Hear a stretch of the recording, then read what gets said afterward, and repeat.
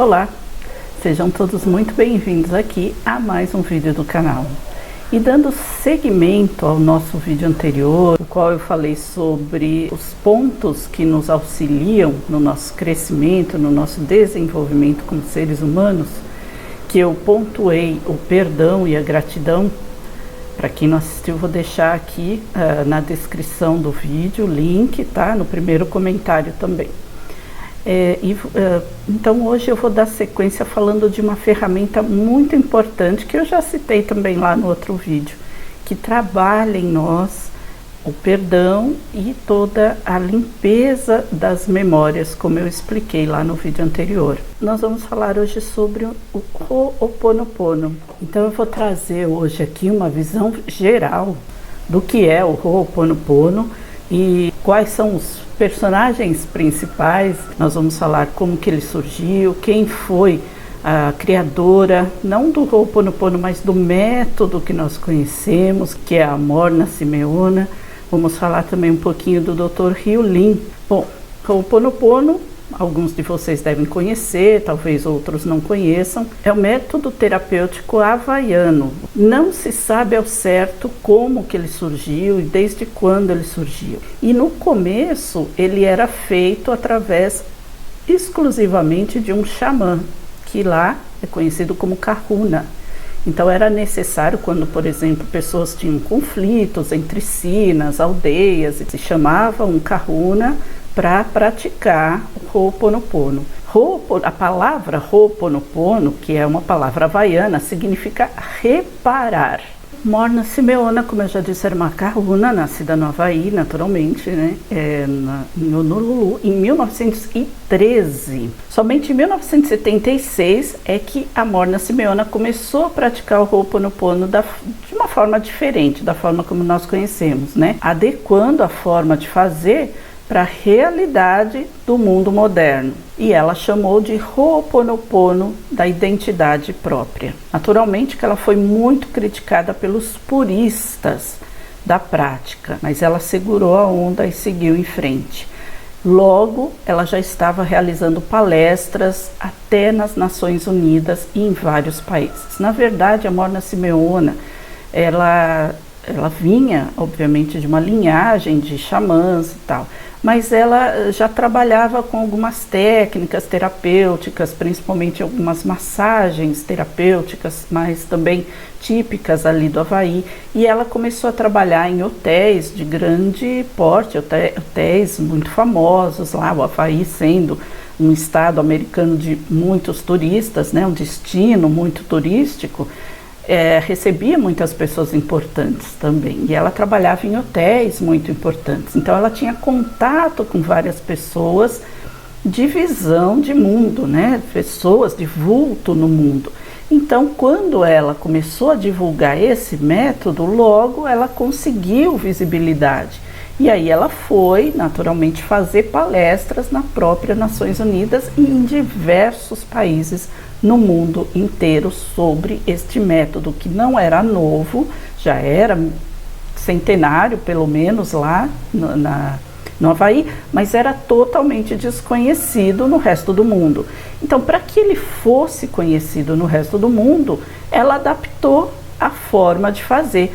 Mas, obviamente, que ela não fez isso visando o conhecimento, visando a popularidade dela ou a visibilidade dela. Ela fez isso numa forma de facilitar para todas as pessoas, mesmo lá dentro do Havaí. Porque, imagina só, você está com um conflito, então vamos chamar o xamã aqui. Isso no início dos tempos, de lá, quando eram aldeias, tudo, era válido, mas no mundo moderno, já desde a época dos anos, né, da década de 1970, isso já não cabia mais no ritmo de vida da população. Então ela achou esse método mais facilitado, em que as pessoas poderiam fazer sozinhas, né? Porque já não existia mais essa ideia de que você não pode se ligar à divindade.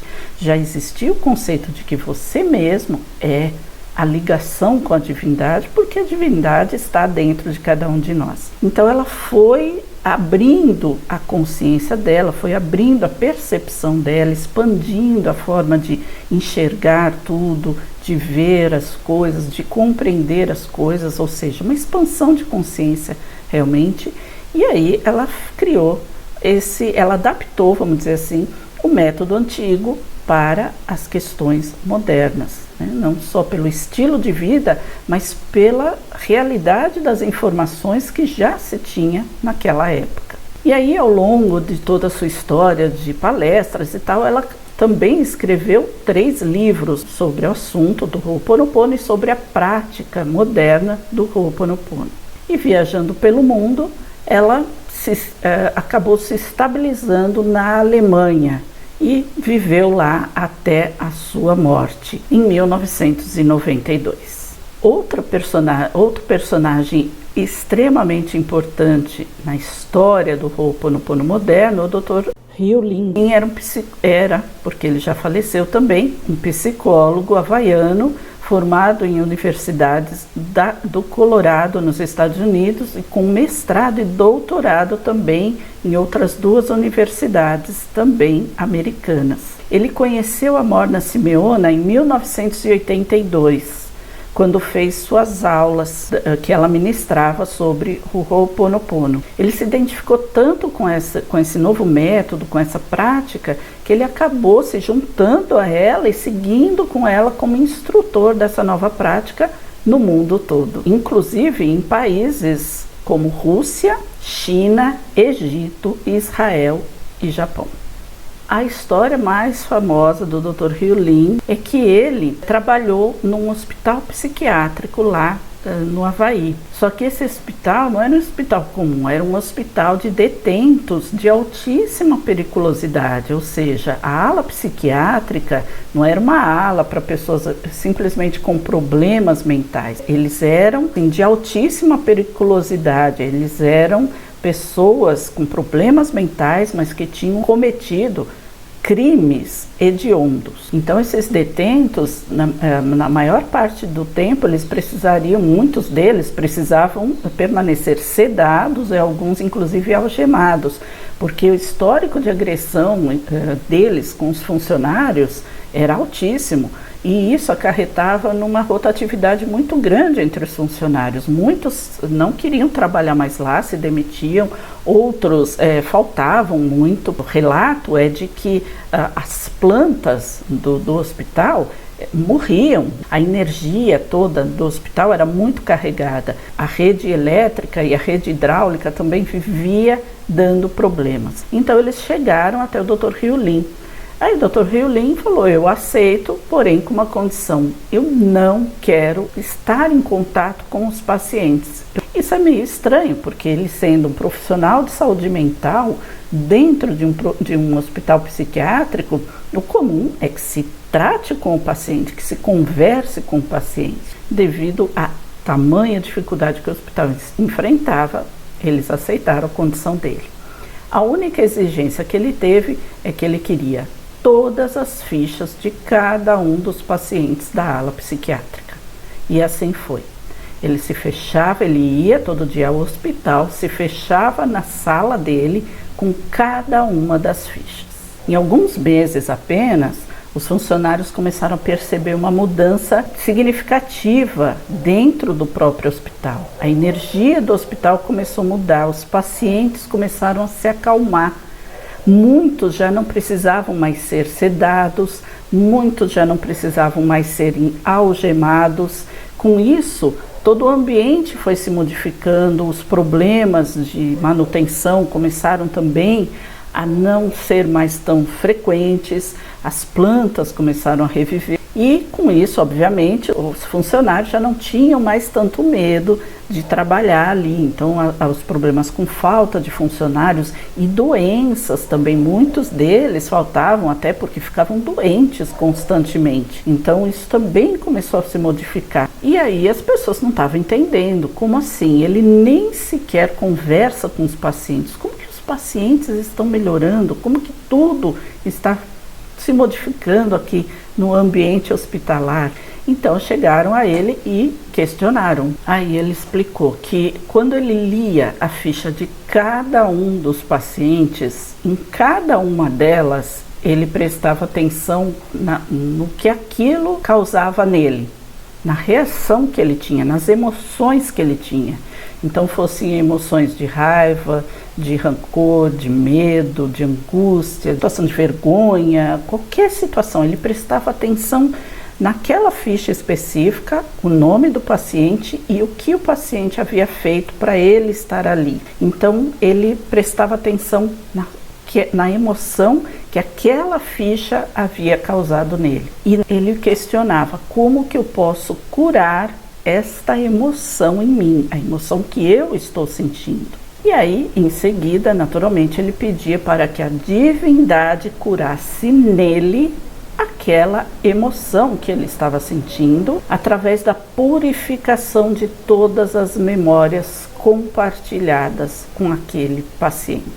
Se ele sentia as emoções lendo a ficha daquele paciente, então era aquela ficha, aquele paciente, indiretamente estava causando nele aquela emoção.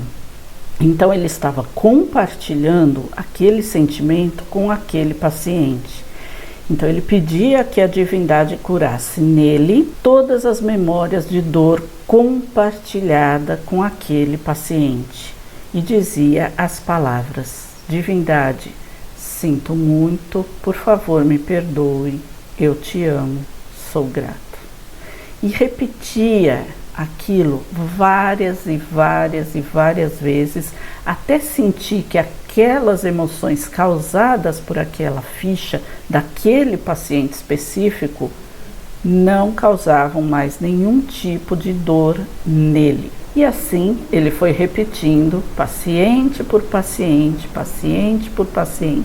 O Dr. Hew Leen trabalhou nesse hospital durante 3 anos, fazendo insistentemente este processo em cada ficha de cada paciente, várias e várias vezes. Então, cada vez mais ia se intensificando esse processo de cura, esse sentimento, essa vibração de cura entre ele e aquele paciente, chamada no Ho Oponopono de memórias de cura, né? Memórias compartilhadas. E chegou a tal ponto que a ala psiquiátrica desse hospital foi fechada por falta de pacientes. Muitos dos pacientes que estavam lá foram reintegrados à sociedade. Tamanho foi o processo de cura de cada um deles. Então é uma história verídica para ver o tamanho da intensidade da cura que pode ser realizada através do método do Ho Oponopono. E não é só esse tipo de cura, porque na verdade é tudo que é chamado de memória que nós compartilhamos com outras pessoas, ou com o mundo, ou com a nossa ancestralidade.